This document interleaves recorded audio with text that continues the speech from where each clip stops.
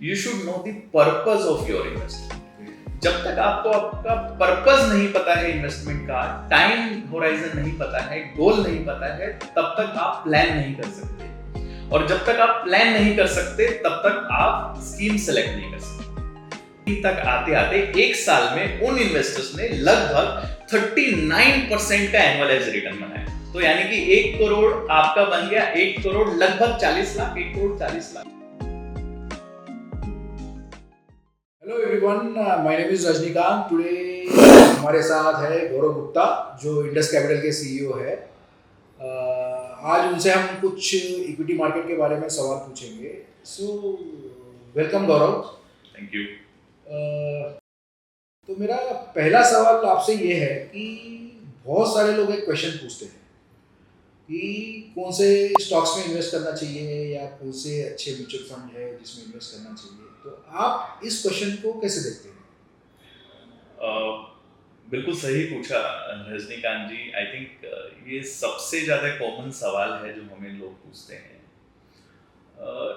ये सवाल इसलिए पूछते हैं क्योंकि सबको दूसरों से ज़्यादा पैसा कमाना है, लेकिन अनफॉर्चुनेटली इन्वेस्टिंग में ये सवाल को हम थोड़ा गलत तरीके से लेते हैं। क्योंकि आई अंडरस्टैंड कि आपको ज़्यादा कमाना है, बट सबसे पहले आपको ये पता होना चाहिए कि आपको ज़्यादा कमाना भी है या नहीं कमाना। क्योंकि अगर आप ज़्यादा कमाना चाहते हैं, इसका मतलब है कि आप बेस्ट स्कीम में इन्वेस्ट करना चाहते हैं। और जब आप बेस्ट स्कीम की बात करते हैं तो एज ए इन्वेस्टर आपको पास्ट रिटर्न में जिस स्कीम ने सबसे अच्छा रिटर्न दिया है वो आपके लिए बेस्ट स्कीम है, बट उस समय पर आप भूल जाते हैं कि उसमें रिस्क बहुत ज़्यादा होता है। इस कारण से सबसे पहले हम इन्वेस्टर को बोलते हैं कि rather than asking best mutual fund scheme और best stock to invest, you should know the purpose of your investment. जब तक आपको आपका पर्पस नहीं पता है इन्वेस्टमेंट का, टाइम होराइजन नहीं पता है, गोल नहीं पता है, तब तक आप प्लान नहीं कर सकते। और जब तक आप प्लान नहीं कर सकते तब तक आप स्कीम सेलेक्ट नहीं कर सकते। होता उल्टा है, पहले आप स्कीम सेलेक्ट करते हैं या स्टॉक सेलेक्ट करते हैं, फिर आप सोचते हैं कि इसको प्लान कैसे करना है, और फिर आप सोचते हैं जब मार्केट गिरती है कि हमारा पर्पस तो था ही नहीं इतना कमाना। क्योंकि जब मार्केट में नेगेटिव रिटर्न आती है तब आपको रियलाइज होता है नहीं, I am very happy with 7% of fixed deposit return. तो इसलिए first you should find out your purpose, then plan, and then you should choose the investment as per your plan and purpose. Mutual fund में या stock market में, equity में, on an average every investor will get 12 to 14% CAGR annualized return if he know his purpose, plan well, then he will definitely achieve the goal. But as you know, most of the time we ended up getting lesser return or negative return because हमें best scheme या best stock में ही invest करना है। Very good answer. तो गौरव जी, मेरा दूसरा सवाल ये है कि हमेशा लोग बोलते हैं कि स्टॉक मार्केट में कीप इन्वेस्टिंग, लेकिन कोई ये नहीं बताता है कि हाई में प्रॉफिट बुक करो या लो में इन्वेस्ट करो। तो ये क्यों नहीं होता? अगेन रजनीकांत जी, बहुत क्रिटिकल और बहुत इंपॉर्टेंट सवाल है। आपका कहना तो सही है कि कोई ये नहीं बताता कि हाई में प्रॉफिट बुक करो, बट लो में पैसा लगाओ, ये बहुत लोग बताते हैं। बट जब हाई में प्रॉफिट बुक के लिए नहीं बताते तब इन्वेस्टर कहता है तब आपने क्यों नहीं बताया है। तो मैं आपको एक दो एग्जांपल देने की कोशिश करता हूँ। देखिए,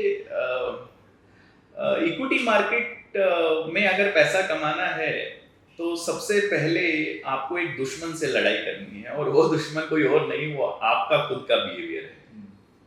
चलिए मैं आपको समझाने की कोशिश करता हूँ। जनवरी 2020 में, कोविड से पहले, निफ्टी इंडाइसेस समवेयर अराउंड 12,200 पे था। बहुत सारे इन्वेस्टर उस समय पे इन्वेस्ट करना चाहते थे और कुछ लोगों ने पैसा भी लगाया। मार्च में वही इंडाइसेस घटकर लगभग 8,000 के आसपास हो गए। तो आइडियली तो 12,200 पे इन्वेस्टमेंट नहीं करनी चाहिए थी और 8,000 पे इन्वेस्टमेंट करनी चाहिए थी। बट आप मुझे बताइए कितने लोगों ने मार्च के लो लेवल पर 8,000 पे इन्वेस्टमेंट करी? क्यों नहीं करी? क्योंकि हमारे बिहेवियर ने हमें बताया कि अब तो दुनिया खत्म हो जाएगी और ये मार्केट यहाँ से 8,000 से 10,000 जाने की जगह 8,000 से 5,000 जाएगी। तो because of that, 99% of the investors were not able to invest at 8,000 level, but maximum investors were able to invest at 12,200 level, क्योंकि मार्केट में जब पॉजिटिविटी होती है तब आपका कॉन्फिडेंस आप होता है। चलिए, फिर भी मैं मान के चलता हूं कि कुछ लोगों ने 8,000 पे इन्वेस्ट किया और कुछ लोगों ने 12,200 पे इन्वेस्ट किया। जिन्होंने 8,000 पे इन्वेस्ट किया, डेफिनेटली आने वाले 6 महीने में, यानी कि मार्च से अगर हम दिसंबर का टाइम पीरियड देखें, तो उन इन्वेस्टर्स ने बहुत बड़ा पैसा कमाया, लगभग 40 से 50% का रिटर्न कमाया एब्सोल्यूट टर्म में। वेयर जिन्होंने जनवरी में पैसा लगाया था, उन्होंने भी इतना हाई लेवल पे लगाने के बाद भी उन्होंने फिक्स डिपॉजिट से ज्यादा रिटर्न कमाकर वो साल को एंड किया दिसंबर में। तो जैन टू दिसंबर में दोबारा से निफ्टी ने रिकवर किया था और 13,400 के आसपास पहुंच गया था। तो that investor also earn more than 10%। अगर जिन्होंने जैन में पैसा लगाया था, क्योंकि उन्हें तो मार्केट के बारे में पता नहीं था, उन्होंने इन्वेस्टेड रहे, लेकिन जिन्होंने लोअर लेवल पे पैसा लगाया था, क्योंकि बाय वर्च्यू ऑफ नेचर तो उन्हें लगा मार्केट महंगा है और उन्होंने प्रॉफिट बुक कर लिया।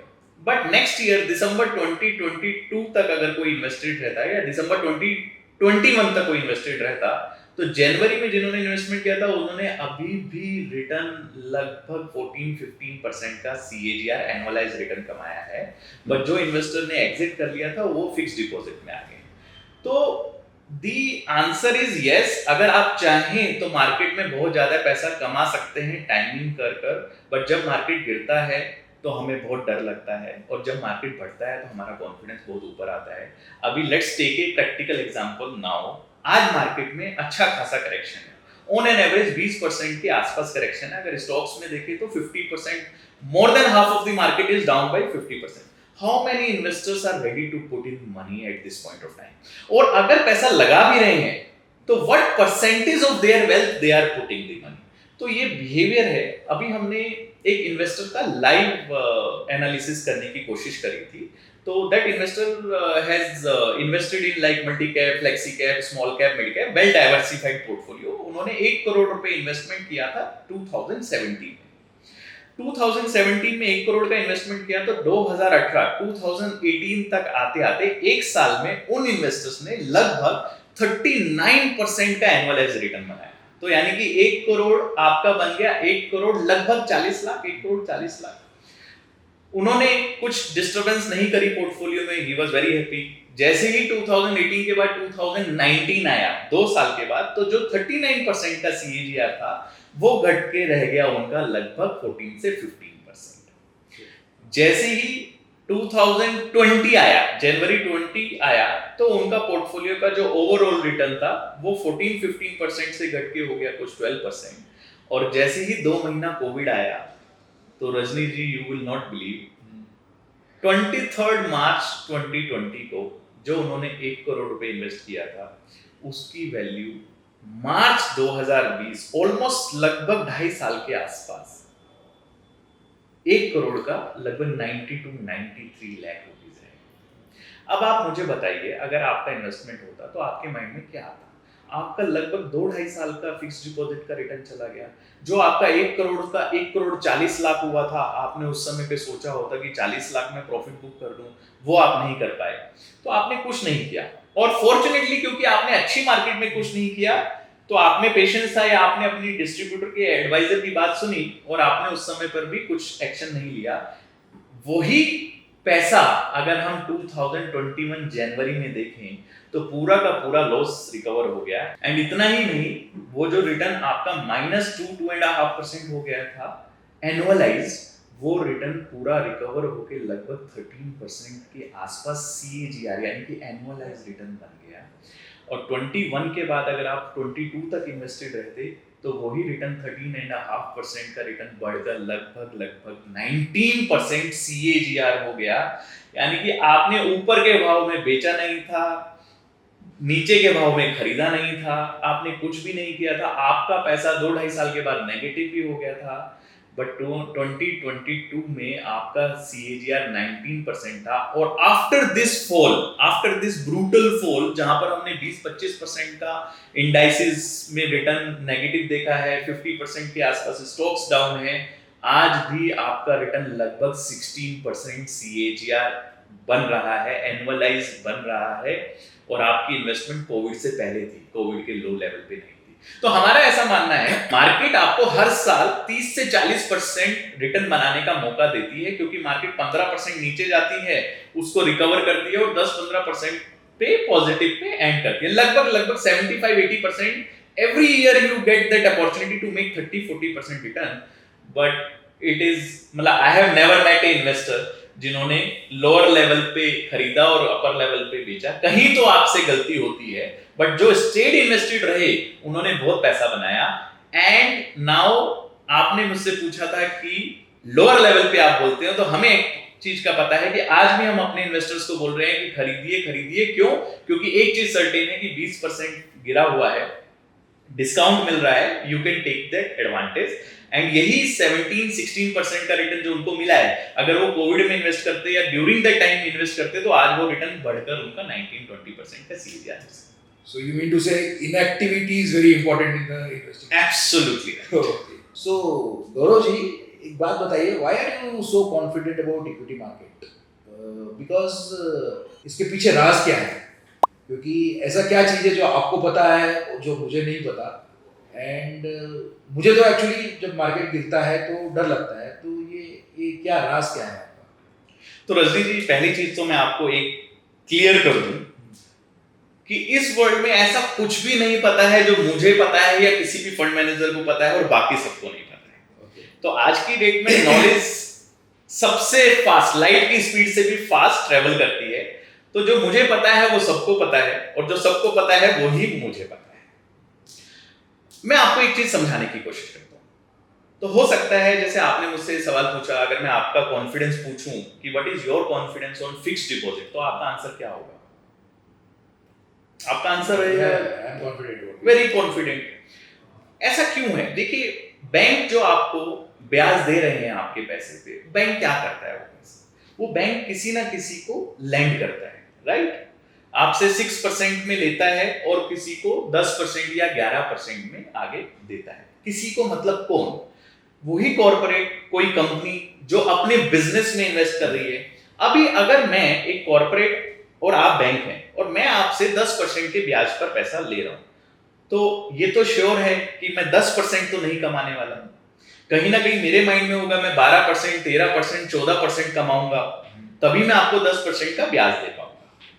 तो एक चीज बहुत क्लियर हो गई। तो अगर आपका फिक्स डिपॉजिट पे कॉन्फिडेंस है, तो आपका इक्विटी मार्केट में भी कॉन्फिडेंस होना चाहिए, क्योंकि इक्विटी मार्केट भी इनडायरेक्टली उसी कॉर्पोरेट को पैसा दे रही है जिसको आप फिक्स डिपॉजिट में दे रहे हैं। फर्क ये है कि आपको नहीं पता है कि आपको किस कॉर्पोरेट में दिया है, लेकिन इस मार्केट में आपको पता है कि किस कॉर्पोरेट को पैसा दिया है। तो first thing is very clear, fix deposit में भी पैसा कहीं ना कहीं बिजनेस ओनर, एंटरप्रेन्योर के पास आ रहा है, और इक्विटी मार्केट में भी बिजनेस एंटरप्रेन्योर के पास। फिर फर्क क्या है? फर्क ये है कि I am liable to pay a fixed interest to bank, but I am not liable to pay a fixed interest to my shareholder। यानी कि मेरे प्रॉफिट के आप हिस्सेदार हो गए हो, मेरा प्रॉफिट होगा तो मैं प्रॉफिट दूंगा, मेरा लॉस होगा तो मैं आपको लॉस दूंगा, लेकिन मैं बैंक को पक्का इंटरेस्ट ही देने वाला हूं। चलिए, यहां तक समझ में आया। अब क्योंकि मैं एक कॉर्पोरेट हूं, बैंक मल्टीपल अलग अलग कॉर्पोरेट्स को पैसा देता है, तो हो सकता है कि मुझे लॉस हुआ हो बट किसी और को प्रॉफिट होने वाला है। अभी इंडिया इकोनॉमी में अगर आप एक सिंपल कैलकुलेशन देखें, और आपने बहुत सारे न्यूज़पेपर में पढ़ा होगा, India is the fastest growing country in the world. और ये मैं नहीं बोल रहा हूं, ये सब फॉरेन के बहुत पढ़े लिखे इन्वेस्टर्स का सर्वे आता है, IMF का सर्वे आता है कि इंडिया की जो जीडीपी है वो लगभग 6-6.5% से बढ़ेगी। और जीडीपी का मतलब होता है इकोनॉमी, और इकोनॉमी मिलके बनती है यही कॉर्पोरेट से सबसे मिलकर, जो ये प्रॉफिट कमाते हैं उसको, जीडीपी को। तो जब जीडीपी 6.5% से बढ़ेगी और आपकी इंडिया में, यानी कि हमारे इंडिया में लगभग महंगाई बढ़ रही है 4 से 5% से, तो अगर 5% और 6.5% को मिला लेंगे तो लगभग वो 11-12% के आसपास नॉमिनल, इसको हम नॉमिनल जीडीपी बोलते हैं। इसका मतलब है कि जहां पर भी आप पैसा लगा रहे हो वो लगभग 11-12% से बढ़ रहा है, और अगर आपका फंड मैनेजर बहुत अच्छा है तो वो 1-2% का अल्फा जनरेट कर सकता है, तो लगभग 12-13-14% का आप रिटर्न एक्सपेक्ट कर सकते हो। दी ओनली डिफरेंस इज कि जैसा कि मैंने पहले सवाल में आपको बताया कि फिक्स डिपॉजिट में आप जब भी पैसा उठा के देखेंगे आपको वो फिक्स्ड ही दिखेगा, बट यहां पर जब भी आप पैसा देखेंगे तो हो सकता है in between your journey may be volatile. आप जिस लाइन में टोल टैक्स पे लगे हैं वो टोल टैक्स की लंबी लाइन है और आपको लगता है बाजू वाली लाइन बहुत फास्ट जाती है और आप लाइन चेंज करते हैं। तो अगर आप लाइन चेंज नहीं करेंगे तो डेफिनेटली आप बाजू वाली लाइन से जल्दी ही पहुंचने वाले हैं। तो ऐसी मिस्टेक्स अगर नहीं करेंगे तो पैसा कमाएंगे। नाउ एक प्रेजेंटेशन में मेरे को किसी ने बहुत अच्छा सवाल पूछा कि आज तक कोई भी चीज आई है तो वो गई जरूर है, चाहे वो इंसान से ही ले ले। अगर हम आए हैं तो हमारा भी कोई ना कोई समय है जाने का। तो उन्होंने पूछा कि आप हमेशा बोलते हो, जैसे अभी आपने पूछा कि आपका कॉन्फिडेंस कैसा है और इक्विटी क्या एंडलेस है, मतलब बढ़ती रहेगी। तो मैं कुछ समय के लिए शांत हुआ एंड देन मैंने सोचा बात तो सही है, कभी ना कभी तो ये भी एंड होगा। तो मैं आपको एक DIY बता देता हूं कि कब इक्विटी मार्केट से पैसा निकाल लेना है और कब इक्विटी मार्केट परफॉर्म नहीं करेगी। इकोनॉमी का प्रिंसिपल बोलता है कि कमाई से इकोनॉमी नहीं चलती, खर्चे से इकोनॉमी चलती है। ठीक है, India is the youngest country among the world. अब मुझे बताइए कि आज की डेट में सबसे ज्यादा पैसा, धन दौलत, जमीन जायदाद, सोना चांदी किस उम्र के लोगों के पास है? 30 साल से ज्यादा या 30 साल से कम? 30 साल से ज्यादा। 30 साल से ज्यादा। और मोबाइल किसका महंगा है? 30 साल से कम। 30 साल से कम। और India is the youngest population in the world. तो यहां पर 30 साल से ज्यादा की पॉपुलेशन ज्यादा है, इसका मतलब मोबाइल महंगा ज्यादा है और वो लोग जो हैं उनका एक्सपेंस हमसे ज्यादा है। तो जब तक इस इकोनॉमी में आपके यहां पर खर्चा करने वाली पब्लिक ज्यादा है तब तक आपको इक्विटी मार्केट से कोई डरने की जरूरत नहीं है। जर्नी हमेशा वोलेटाइल रहेगी। जिस दिन आपको लगे कि आपकी नेक्स्ट जनरेशन ने खर्चा बंद कर दिया है उस दिन आप इक्विटी से पैसा निकाल दीजिए। ये राज है हमारी कॉन्फिडेंस का। सो बहुत अच्छे से समझाया गौरव जी आपने। Thank you very much for explaining the simple concepts of investing. Thank you so much. Thank you Rajni ji, thank you.